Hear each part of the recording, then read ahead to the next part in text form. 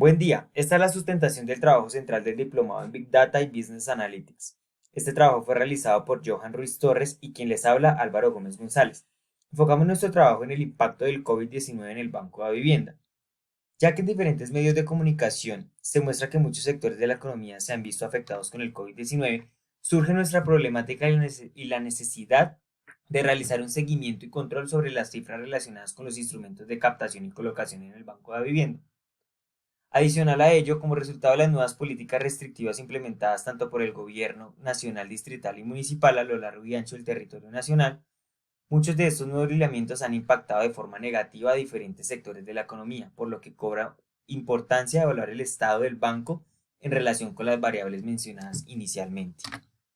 Para ello, tenemos un mapa de actores donde lo dividimos en cuatro grandes grupos. El primero es el gobierno nacional, que con sus acciones podemos tener la implementación de nuevas políticas y generación de ayudas económicas en la pandemia.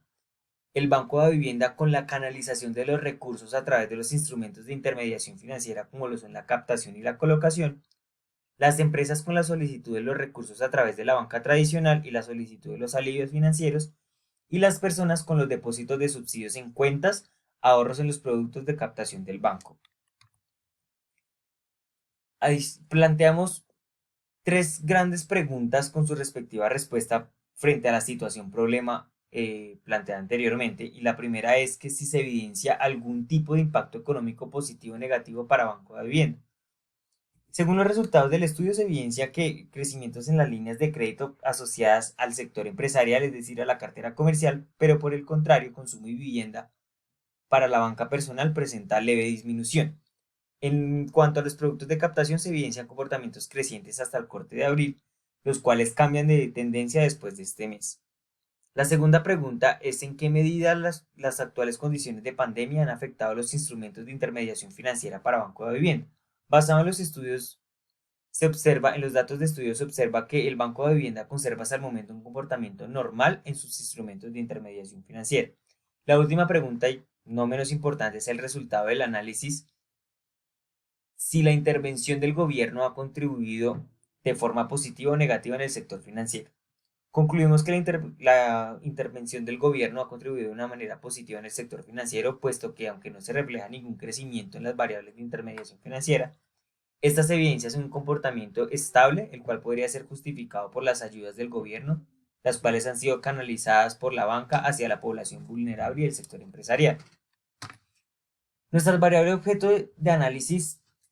se encuentran divididas en tres grupos. El primero es la evolución de saldos de productos de captación, donde tenemos los saldos de cuentas de ahorro, cuentas corrientes y CDTs.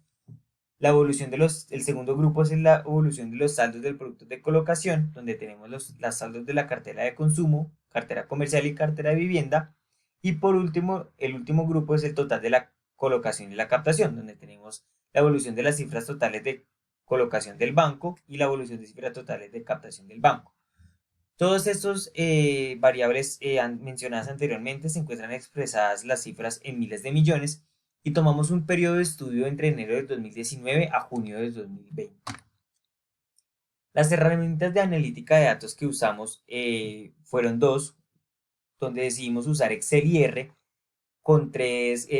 grandes conclusiones frente a cada una. La primera es en Excel, porque ayuda al agrupamiento de la información, es la herramienta más usada para el análisis de información y nos genera unas gráficas más elaboradas para hacer un mejor análisis. En R, porque nos genera en la correlación de las variables que tenemos para estudiar, nos permite visualizar en un plano la relación de estas variables y nos facilita los estadísticos para el análisis de la información. En cuanto a los resultados de la herramienta de la analítica de datos implementada, tenemos una matriz de correlación en primera instancia de captación, donde tenemos que, al analizarlo, la correlación más alta que se presenta es la cuenta de ahorros frente al total, con una correlación del 0.98, soportado en que las cuentas de ahorro en mayor proporción de la banca personas apalancan este instrumento de intermediación financiera, y se ve reflejado en la dispersión de los datos frente a la captación. De igual manera, analizamos que la correlación entre la cuenta corriente y los CDTs es negativa del menos 0.02, lo que damos por entendido que estos dos productos, a pesar de ser de la relación de captación, tienen una un comportamiento diferente, ya que los saldos de las cuentas corrientes son a la vista, mientras que los de los CDT son ahorros a un plazo determinado que ayudan al banco a soportar su apalancamiento financiero sin una fluctuación constante. En la matriz de correlación de colocación tenemos que todos los productos de colocación como consumo, vivienda y comercial tienen una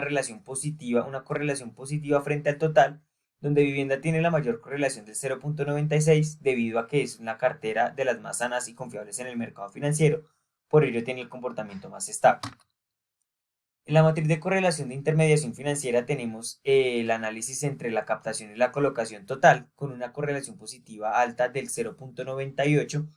deduciendo que las dos variables aportan de manera significativa a los saldos y al apalancamiento del banco en el sector financiero. La representación gráfica la dividimos en tres. El primero es el comportamiento de los productos de captación, donde en el análisis frente a la situación actual del COVID-19 tenemos que la cuenta de ahorros presentaba una tendencia